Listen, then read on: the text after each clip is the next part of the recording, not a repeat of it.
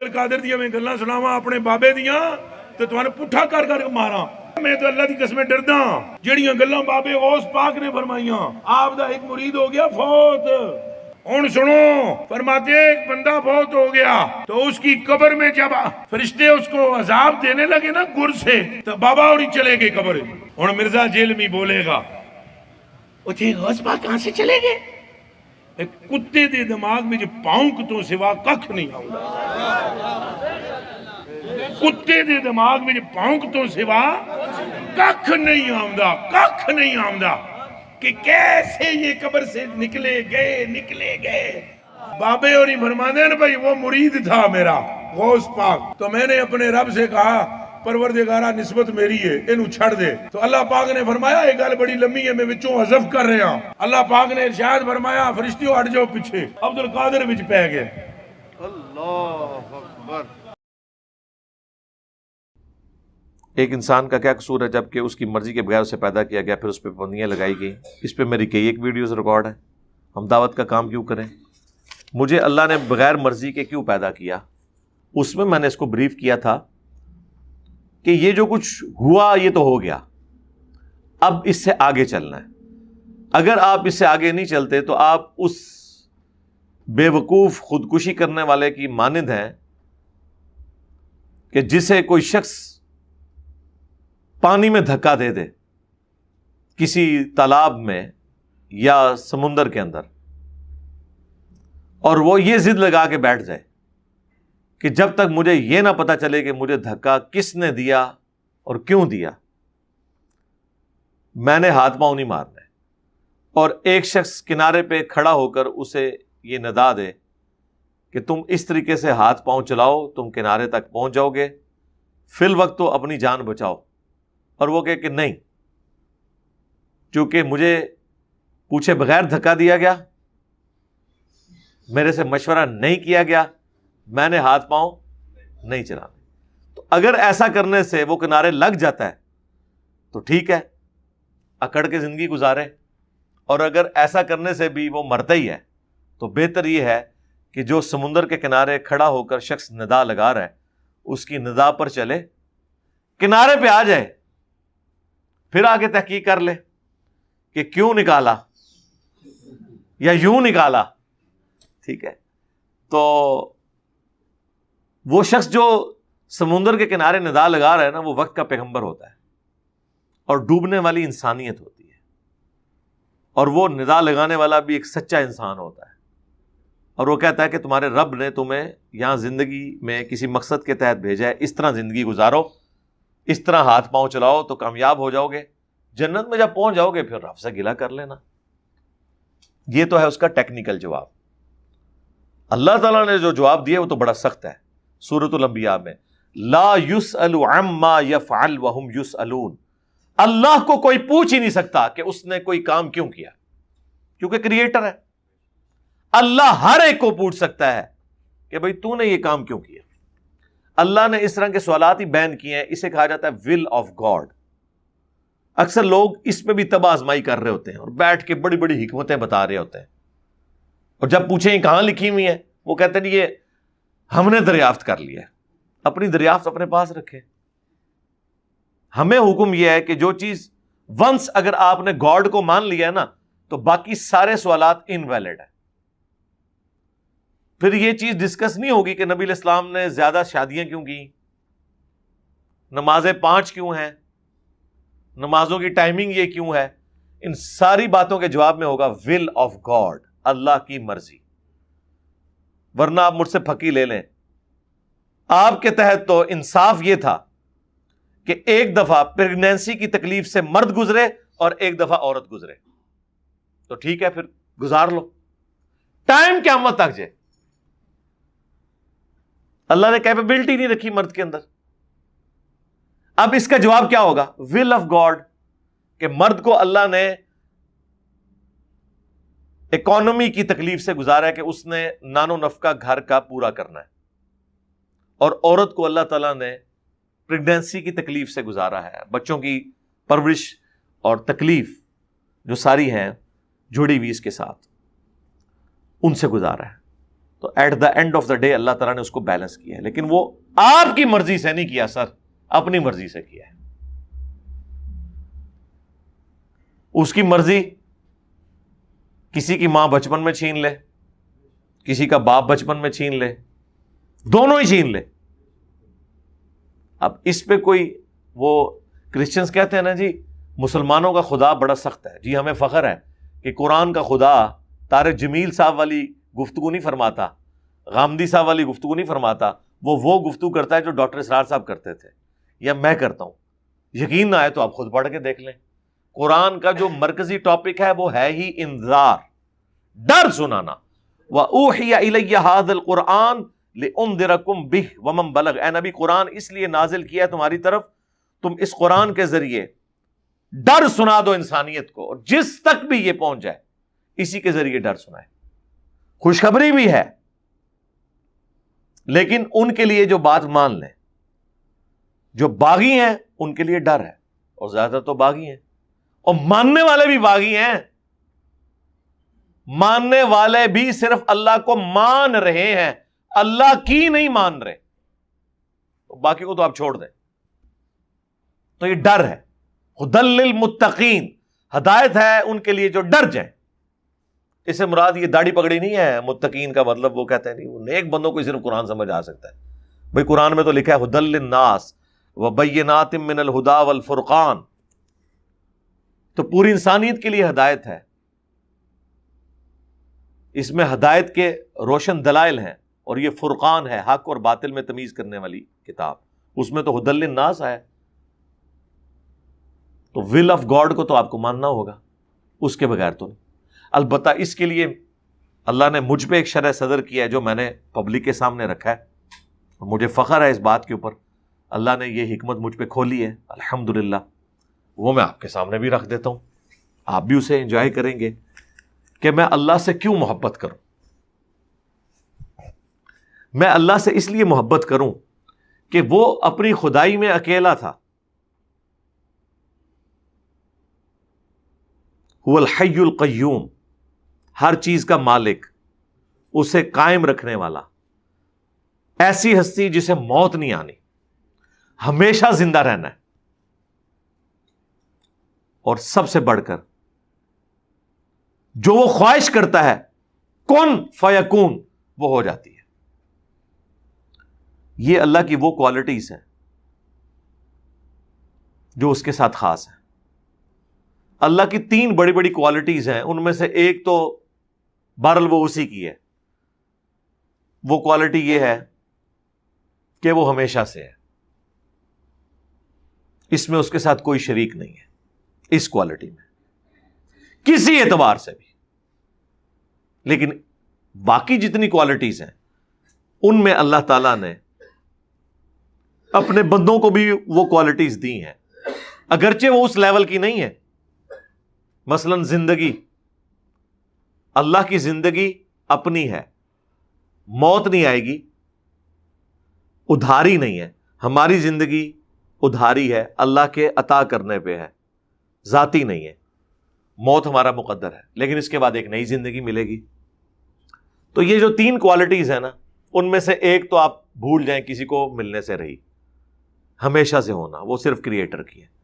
دوسری کوالٹی ہمیشہ کی زندگی اور موت نہ آنا، یہ کوالٹی صرف اللہ کی ہے. البتہ اللہ تعالیٰ محض اپنے رحم اور فضل سے انبیاء کی پیروی کرنے کے سبب، کتابوں کی پیروی کرنے کے سبب اپنے نیک بندوں کو یہ کوالٹی جنت میں دے دے گا. دے گا کہ نہیں؟ انشاءاللہ دے گا.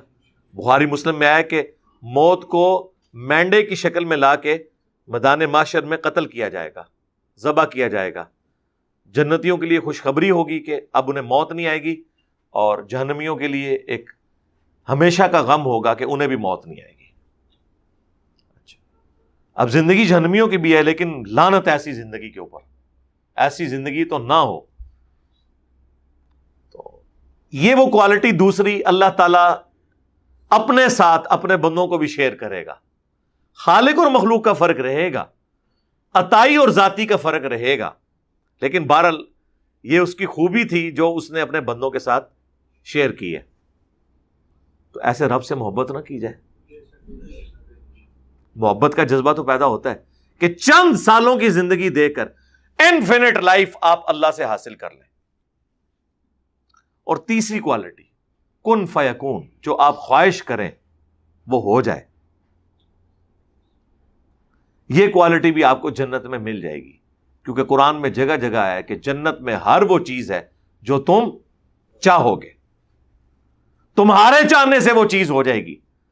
تو اللہ بھی تو یہی کہتا ہے کہ جب میں کسی چیز کا ارادہ فرماتا ہوں، کہتا ہوں کن فیکون، وہ ہو جاتی ہے. جنتی بھی جنت میں پہنچ کر جو خواہش کریں گے وہ ان کے سامنے ہو جائے گی.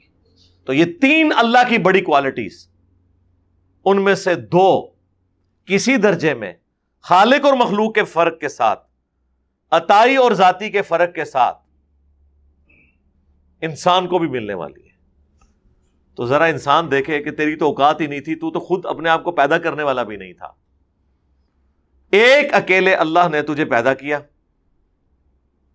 اس چیز کے غم کو چھوڑ کہ تیری مرضی کے بغیر پیدا کیا. اس سے آگے چل، چند سالوں کی زندگی کے بعد انفینٹ لائف وہ تجھے دینے والا ہے. جو صحیح مسلم میں حدیث ہے کہ دنیا اور آخرت کی مثال اس طرح ہے جس طرح کوئی شخص انگلی ڈبوئے سمندر میں، اس کے ساتھ جو پانی لگتا ہے وہ دنیا کی زندگی، اور سمندر انفینٹ آخرت کی زندگی ہے. تو یہ انفینٹ لائف ملنے والی ہے نا. اس کے اوپر غور کریں تو پھر اللہ کے لیے آپ کے دل میں محبت کا جذبہ پیدا ہوگا کہ میں اس اللہ سے کیوں نہ محبت کروں جو اکیلا تھا. اس نے اپنی خدائی میں مجھے یوں شریک کیا کہ خالق اور مخلوق کا تو فرق ہے، ذاتی اور عطائی کا فرق تو ہے، لیکن اپنی دو کوالٹیز کون سی؟ ہمیشہ کی زندگی اور جو ارادہ آپ کریں وہ ہو جائے، یہ اس نے آپ کو دے دی. سرکار یہ آپ تصور رکھیں تو آپ کے دل میں اللہ کے لیے وہ محبت کے جذبات آئیں گے کہ آپ کا وہ سارا غم کافور ہو جائے گا کہ مجھے اس نے میری مرضی کے بغیر کیوں پیدا کیا. ویسے آج بھی اگر کسی کو آفر کی جائے کہ ہاں بھائی یہ تھوڑی سی زندگی دو، ہمیشہ کی زندگی، تو ہر انسان تیار ہو جائے گا. میں کہتا ہوں دنیا میں بھی اگر یہ آفر دی جائے کہ جو شخص لاہور سے لے کر جہلم تک ریل کار کا سفر 2.25 گھنٹے کا کھڑے ہو کر کر لے، جہلم پہنچتے ہی گورنمنٹ آف پاکستان پوری زندگی کا اس کا خرچہ اٹھائے گی، اس کے بچوں کا، اس کی رہائش کا، اس کے بچوں کی تعلیم کا، صحت کا. صرف ایک تھوڑی سی تکلیف کاٹ لے کہ کھڑا ہو کر سفر کر لیں، تو پاکستانی قوم تو کہے گی ہم چھت پہ بھی سفر کر لیں گے.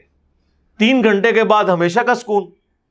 تو سر یہ تو شاہی کوئی نہیں. دنیا اور آخرت کو اگر آپ کمپیئر کریں، یہ تو کوئی کمپیریزن. صرف آخرت کا دن قرآن میں ہے 50,000 سال کا دن ہے. 50,000 سال. اس کے مقابلے میں دنیا کی ہماری 60 سال 100 سال کی زندگی چند منٹ کی زندگی بنتی ہے. جنت کو تو آپ چھوڑ دیں. ان 50,000 سالوں کا امن بھی کسی کو نصیب ہو جائے جو بخاری مسلم میں آئے، لوگوں کو اللہ کے عرش کا سایہ نصیب ہوگا. اللہم اجعلنا منہم، آمین. اللہ تعالی ہمیں ان میں شامل فرما. تو وہ بھی اگر کسی کو حاصل ہو جاتا ہے تو وہ بہت بڑی کامیابی. اس کے بعد کی زندگی تو آپ چھوڑ دیں. کس لیول کی کامیابی ہے. اچھا، یہ وہی کانسیپٹ ہے جس کے لیے میں نے ایک ٹرم ڈیوائز کی تھی، منی گاڈ، جس کو کافی اٹھایا. ان لوگوں نے اٹھایا جنہوں نے قبروں میں پڑے ہوئے بابوں کو منی گاڈ نہیں بڑا گاڈ بنایا ہوا ہے. یار جب آپ کو کہیں کہ عبد القادر جیلانی نے روح کھو لی تو وہ تو خدا سے بڑا خدا بنا لیا نا. قادر دیا میں گلاں سناواں اپنے بابے دیاں تے تواں پٹھا کر کر ماراں. میں تو اللہ دی قسمیں ڈردا جڑیاں گلاں بابے غوث پاک نے فرمائیاں. آپ دا ایک مرید ہو گیا فوت. ہن سنو، فرماتے ایک بندہ فوت ہو گیا تو اس کی قبر میں جب فرشتے اس کو عذاب دینے لگے نا گر سے، تو بابا اور ہی چلے گئے قبر.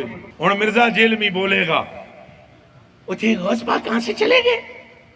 کتے دے دماغ میں پاؤنک تو سوا ککھ نہیں آؤں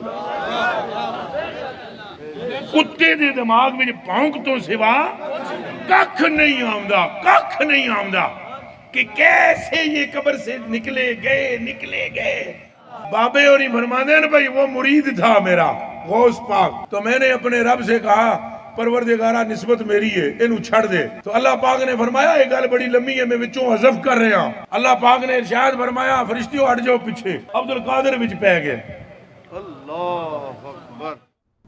کیونکہ وہ اسرائیل کس کی مرضی سے آتا ہے؟ اللہ کی مرضی سے۔ تو جن لوگوں نے قبروں والوں کو مدد کے لیے پکارا، مرے ہوئے لوگ، ان کا ایاک نعبد و ایاک نستعین کی وائلیشن کا یہ لیول، اور وہ ہمیں کہیں کہ انجینئر صاحب جو ہیں وہ دیکھیں وہ تو منی گاڈ لفظ بولتے ہیں۔ تو انجینئر صاحب نے خالی یہ جملہ بولا تھا، یہ پوری تمہید میں نے بیان کی تھی، اس پہ پھر میں نے ایک ٹرم ڈیوائز کی تھی، اور میں نے اس کے لیے لفظ بولا تھا خالق اور مخلوق کے فرق کے ساتھ۔ قرآن میں بھی موجود ہے سورہ الزمر میں کہ اگر اللہ نے اپنا بیٹا کسی کو چننا ہوتا نا، مخلوق میں سے جسے چاہتا چن لیتا، لیکن ہوتی وہ مخلوق، یعنی اللہ تعالیٰ اپنا بیٹا بھی مخلوق میں سے چننے کے اعتبار سے بات کر رہا ہے کہ اگر میں چاہتا تو چن لیتا، لیکن وہ ہوتی مخلوق، بیٹا ہوتا لیکن مخلوق ہو۔ اور یہاں تک کہ قل ان کان للرحمن ولد فانا اول العابدین، اے نبی صلی اللہ علیہ وآلہ وسلم ان سے فرماؤ کہ بالفرض اگر اللہ کا کوئی بیٹا ہوتا تو سب سے پہلے میں اسے پوچھ رہا ہوں۔ ظاہر ہے پھر وہ اگرچہ وہ اللہ کا بیٹا ہوتا، معبود بھی ہوتا، لیکن وہ اللہ کی وہ کوالٹی جو ہمیشہ سے ہونے والی ہے وہ اس کو حاصل نہ ہوتی، کیونکہ ونس کوئی کریٹڈ ہو جائے تو وہ پھر اللہ نہیں رہتا۔ یہ اللہ کی کوالٹی ہے کہ لم یلد ولم یولد، لیکن پھر بھی اللہ نے فرمایا کہ اگر ہم نے کسی کو بیٹا چننا ہوتا نا، مخلوق میں سے کسی کو چن لیتے کہ یہ ہمارا بیٹا ہے، لیکن ہوتی وہ مخلوق۔ تو اس اعتبار سے اللہ تعالیٰ نے یہ پاسبلٹی تو قرآن میں بھی بیان کی ہے کہ اگر ایسا ہو، ہم نے تو آپ کو کوالٹیز کے اعتبار سے ایک ٹرم ڈیوائز کی ہے۔ یار آپ کے بزرگان دین اور بزرگان بے دین نے تو ہزاروں ٹرمنالوجیز ڈیوائز کی ہوئی ہیں، وحدت الوجود نہیں کی ہے۔ یہ کہاں آئی آیت میں، حدیث میں؟ جو ڈاکٹر اسرار صاحب آج تک بیچارے اپنی وفات تک صفائیاں پیش کرتے رہے کہ جی صوفیاء جو وحدت الوجود مانتے تھے وہ اصل میں لوگوں کو سمجھ نہیں آئی، کبھی وہ ان کو رد بھی کرتے تھے، کبھی سپورٹ بھی کر دیتے تھے۔ وحدت الوجود سے مراد یہ ہے کہ کائنات کی ہر چیز ایک اللہ کی وجہ سے اپنی اصلی حالت میں ہے، اگر اس کا امر کن ہٹ جائے تو یہ ہر چیز ختم ہو جائے تو ٹھیک ہے۔ ویسے جو وحدت الوجود صوفیاء کے ہاں آیا غلو کے درجے میں، اس میں حلول کا عقیدہ بھی آیا۔ ایون کشف المحجوب میں علی بن عثمان حجویری نے حلولیہ کو گمراہ فرقہ لکھا، لیکن بہرحال موجود تھے صوفیاء کے اندر۔ تو وحدت الوجود کا کانسیپٹ کہاں سے نکالا ہے؟ کسی آیت حدیث میں تھا ڈائریکٹلی، یہ ٹرم ڈیوائز کی نا، ہمیں اس ٹرم سے بھی کوئی اختلاف نہیں ہے، ہم اس کی تھیم کے اوپر بات کرتے ہیں۔ حاضر و ناظر کس حدیث کے اندر تھا؟ ٹرم ڈیوائز کی نا، ہمیں کوئی اعتراض نہیں ہے، ہمیں تھیم سے اختلاف ہوتا ہے۔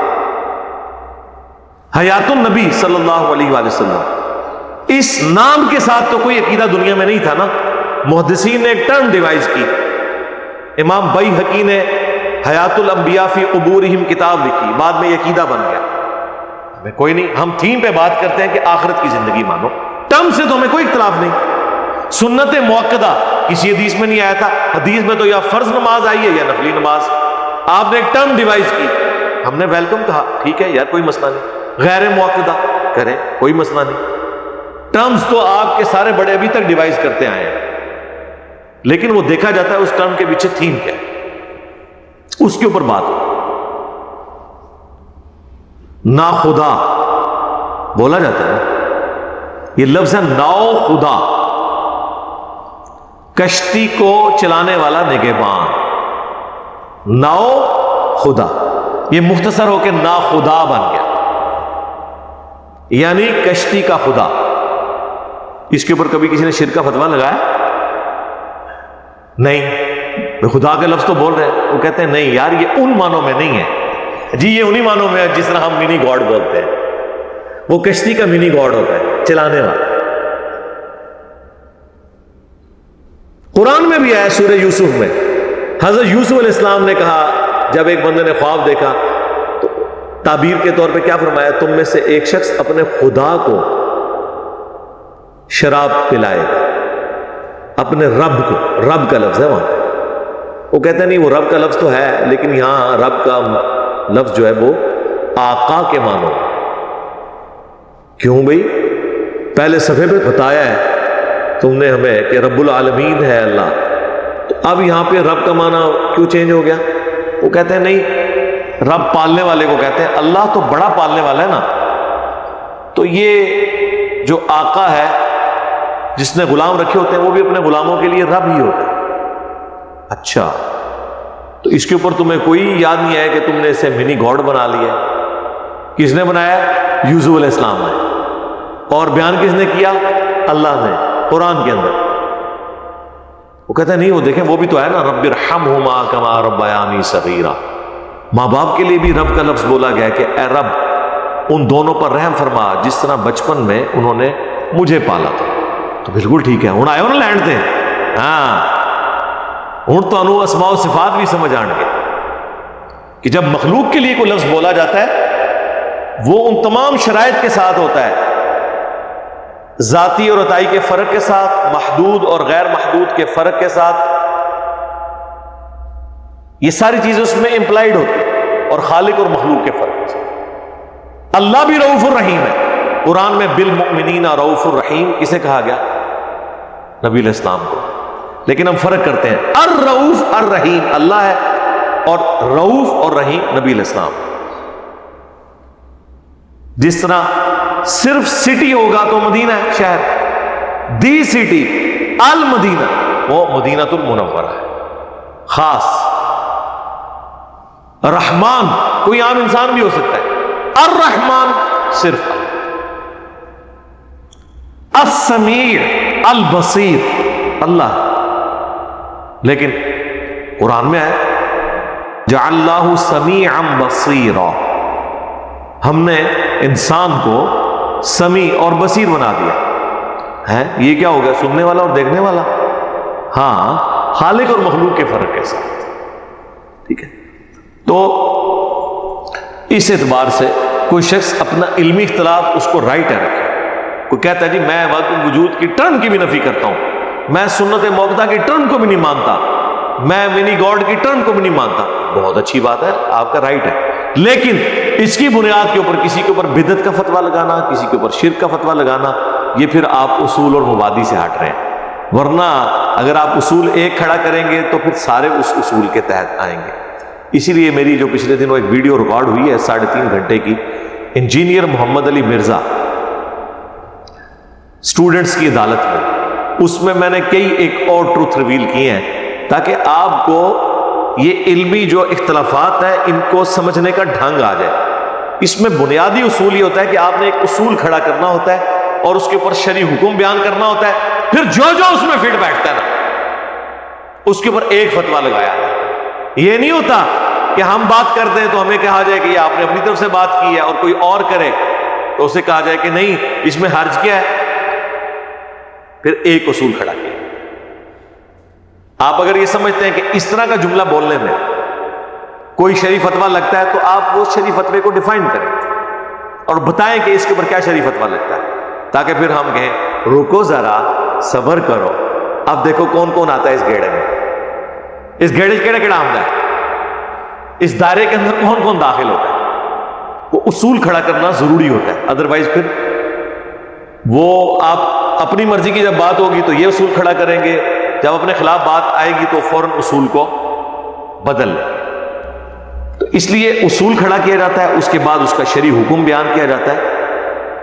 اور اس چیز کو آپ دیکھیں ایون فقہ حنفی کی بنیادی کتابوں میں لکھا ہے کہ اگر کوئی مسلمان کوئی جملہ بولے اور اس کے جملے میں 99 مطلب کفر کے نکلتے ہوں اور ایک اسلام کا، اور وہ بولنے والا مسلمان ہو، تو مفتی پر واجب ہے کہ جو ایک مطلب نکل رہا ہے نا اس کے مطابق فتویٰ دے، 99 کفر کے مطلب چھوڑ دے، کیونکہ مسلمان سے یہ ایکسپیکٹ نہیں کیا جا سکتا۔ صلو علی محمد وآل محمد، اللہم صلی علی محمد وعلی آل محمد واصحاب محمد اجمعین الی یوم الدین۔